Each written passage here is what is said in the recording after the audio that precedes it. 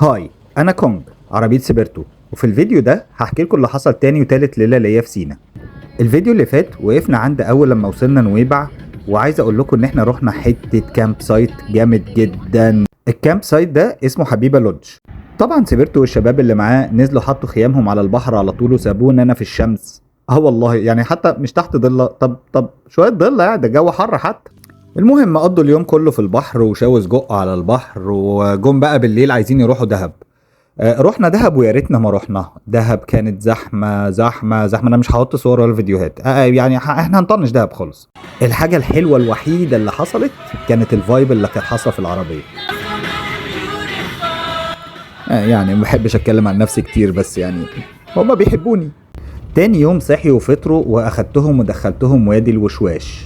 وصلتهم لحد الجبل وهم هناك كملوا بقى هايكنج لحد ما وصلوا للوادي جوه.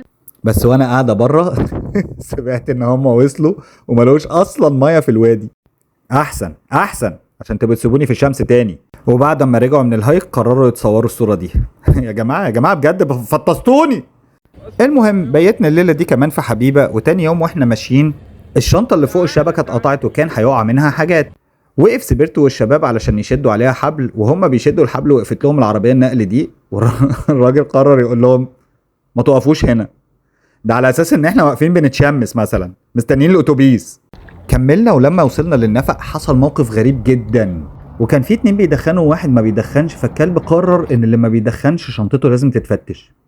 ما مش ما حدش فاهم حاجه. دي كانت قصة أول رحلة ليا في سينا، ولو حابين إن انتوا تعرفوا مني قصص تانية عن رحلات تانية طلعتها عرفوني في الكومنتس. بس بجد كانت رحلة رايقة جدا.